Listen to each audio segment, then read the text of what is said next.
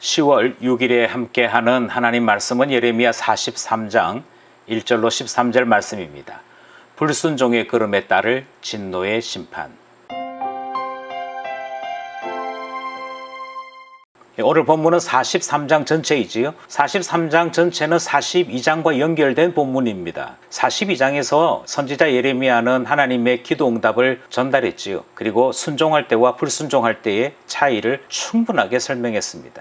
하지만 예레미야에게 기도를 부탁했던 사람들의 선택은 애굽으로 가는 것이고 하나님에 대한 반역, 그것이 그들의 선택이었습니다. 43장은 그 뒤에 어떤 일이 벌어졌는가라고 하는 것을 우리에게 알려주는 말씀이지요. 본문 안으로 들어가서 사건을 하나씩 살펴보도록 하겠습니다.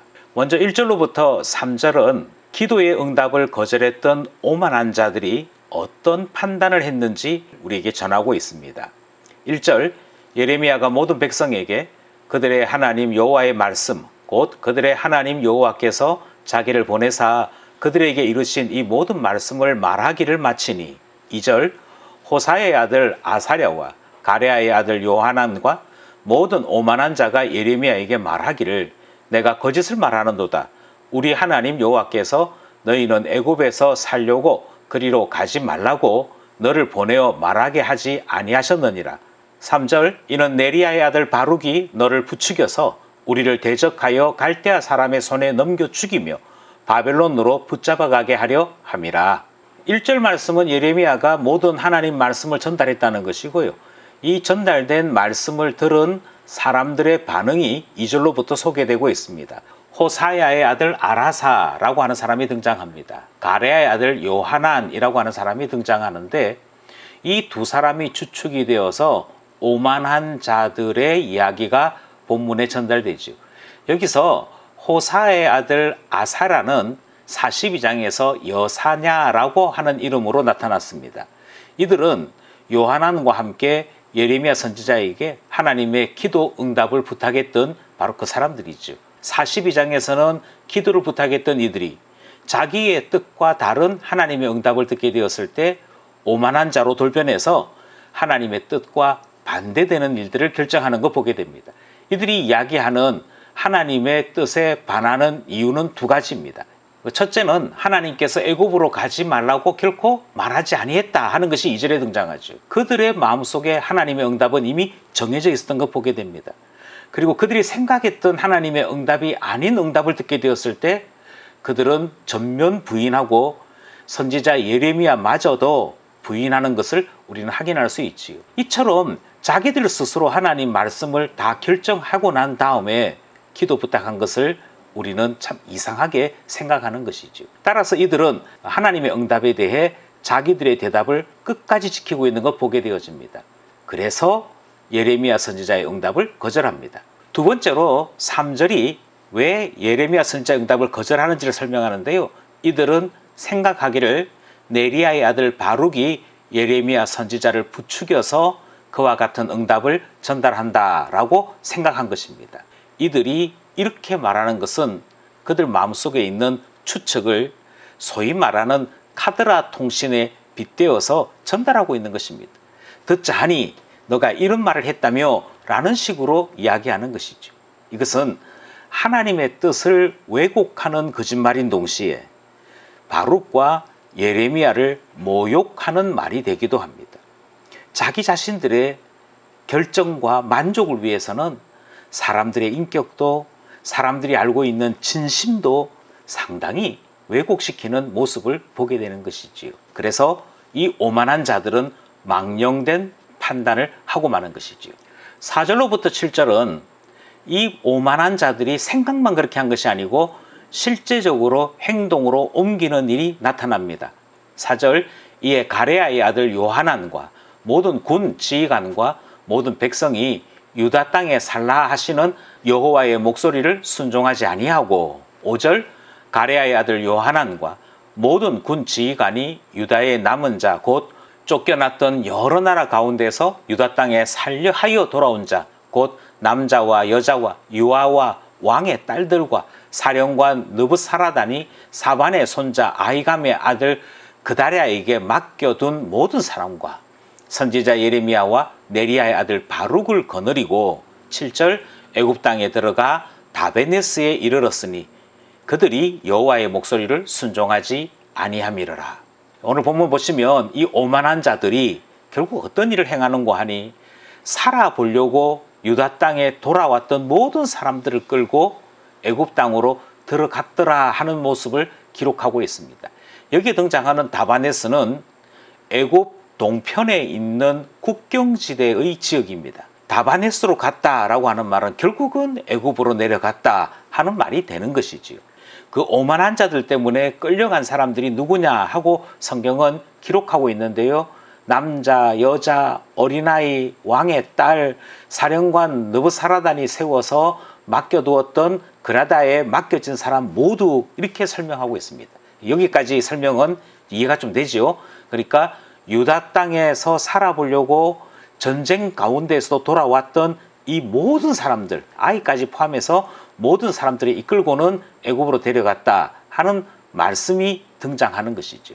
그런데 우리로 하여금 당황스러움을 주는 것은 선지자 예레미야와 네리야의 아들 바룩이 같이 갔다 하는 것을 우리는 기록을 통해 보게 됩니다. 선지자는 왜 갔을까요? 선지자는 지금까지 애굽으로 가면 망한다. 그것은 곧 죽음이고 하나님의 분노를 사는 일이다라고 그렇게 수없이 전달했음에도 불구하고 그가 말한 것과 전혀 반대로 왜 사람들과 함께 애굽으로 내려갔을까 하는 질문이 생기게 되는 것이지요.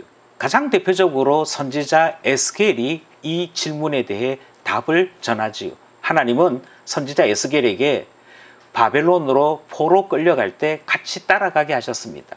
그리고는 뭐라고 말씀하시냐면 선지자들이 결국 와서 어떻게 고생하는지 어떻게 힘들어하는지를 보게 될 때 거짓 예언을 했던 사람들 그리고 하나님 앞에 교만하다가 결국 매맞는 자들이 회개할 것 아니겠느냐 반성할 것 아니겠느냐 하는 목적으로 에스겔은 바벨론으로 선지자 예레미야는 애굽에 함께 동행케 하시는 것을 보게 되는 것이지요.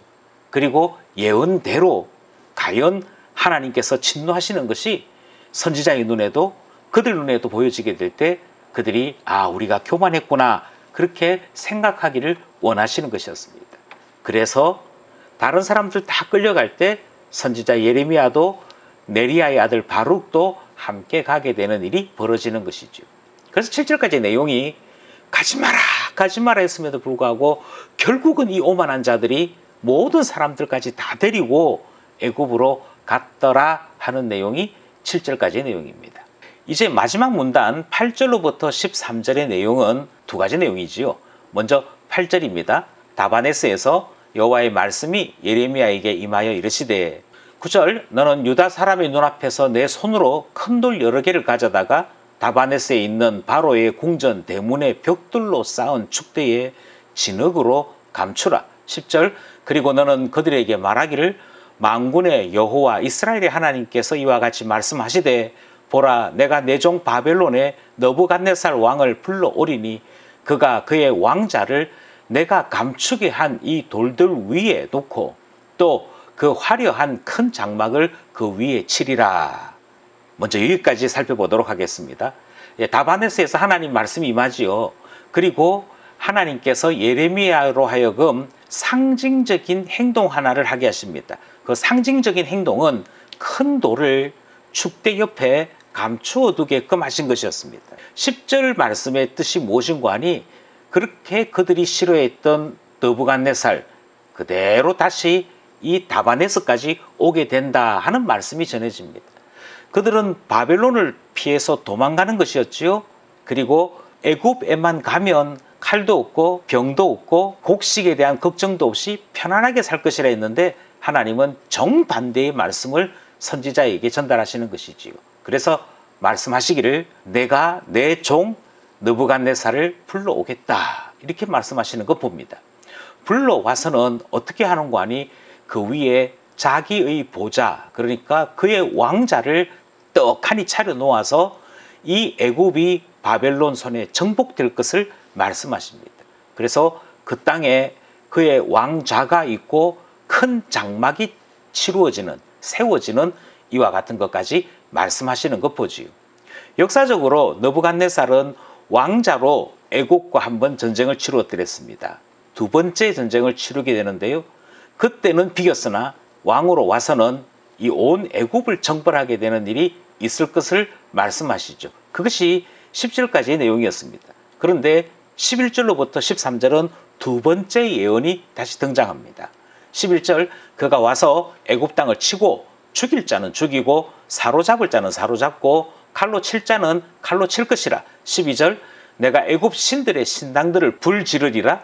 느부갓네살이 그들을 불사르며 그들을 사로잡을 것이요, 목자가 그의 몸에 옷을 두름같이 애굽 땅을 자기 몸에 두르고 평안히 그곳을 떠날 것이며, 13절, 그가 또 애굽 땅 벳세메스의 석상들을 깨뜨리고 애굽 신들의 신당들을 불사르리라 하셨다 할지니라 하시니라.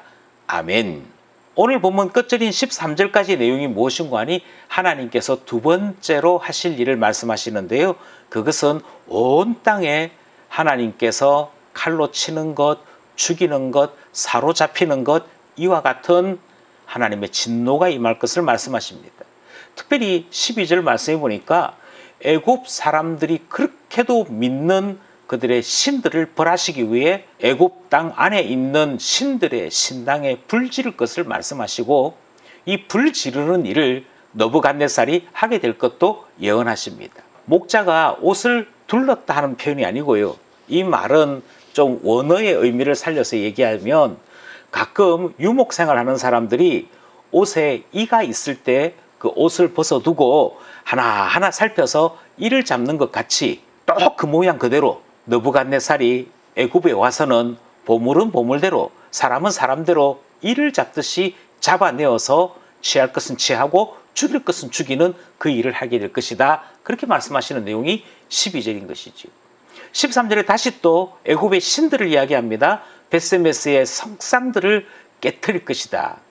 애굽의 신들, 특별히 벳세메스의 석상들이 의미하는 바들은 바로 그 이집트의 풍요를 가져다 준다고 믿었던, 아니 지금 요하난을 비롯한 많은 오만한 자들이 바로 달의 신들이 다스리고 있는 애굽에는 아무 걱정이 없다라고 생각했던 바로 그 신들, 그들이 깨트려지고 불살라질 것을 말씀하시는 내용이 등장하는 것입니다. 그러니 애굽 온 땅이 애굽을 든든하게 지켜준다고 여겼던 모든 신들이 하나님의 진노로 말미암아 깨어지고 부서지고 불살라지는 것을 주님이 말씀하시는 것, 이것이 오늘 본문의 내용입니다. 지금까지 살펴본 말씀을 다시 세 가지 요점을 가지고 한 번 더 생각해 보고자 합니다. 먼저 우리가 생각하고자 하는 것은 3절이지요. 이는 네리야의 아들 바룩이 너를 부추겨서 라는 말씀이 등장합니다. 이 오만한 자들은 예레미야 선지자를 꼭 자기처럼 생각하고 있는 것 보게 됩니다. 그들은 사람들의 눈치를 보고 사람들의 말에 따라 그들의 결정이 뒤바뀌는 것을 직접 보여주었더랬지요. 똑 자기들 같이 선지자 예레미야를 그 정도로 생각하는 것을 보게 됩니다. 아마도 선지자 예레미야를 움직이는 것은 뒤쪽에서 몰래 조종하고 있는 바룩이 하는 일이야, 이 생각을 했던 것이지. 이처럼 정치적인 편견, 사람에 대한 편견, 불신이 있으면 그 어떤 것도 들리지 않는 것을 우리는 확인하게 되는 것이지. 참된 하나님의 말씀을 하나님 말씀으로 들을 수 있는 것은 계속 말씀드리지만 은혜고 복입니다. 우리는 이 오만한 자들의 말을 조심해야겠습니다. 하나님의 말씀을 하나님 말씀으로 들을 수 있는 복, 이 복이 모든 사람들에게 있기를 원합니다. 두 번째로 우리가 함께 다시 생각해 보고자 하는 것은 7절입니다. 그들이 여호와의 목소리를 순종하지 아니함이로라. 자기 마음속에 자기 주장, 자기 판단이 가득하면 하나님 말씀에 순종할 수 없습니다. 불순종, 그것이 이스라엘을 무너지게 했습니다. 바로 그 교만과 불순종이 유다를 무너지게 했습니다.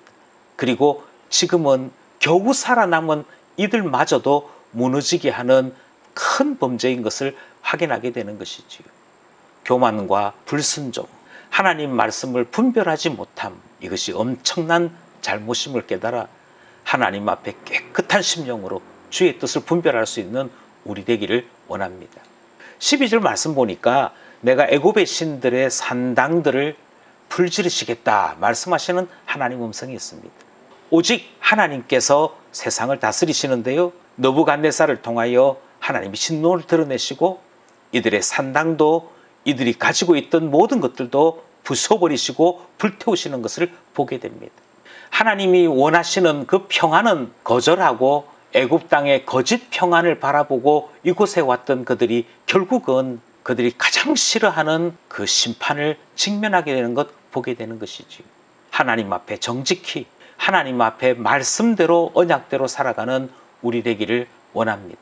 기도 제목 함께 별첨합니다. 공적인 기도와 개인 기도 사이에 하나님의 풍성한 응답이 있기를 소원합니다.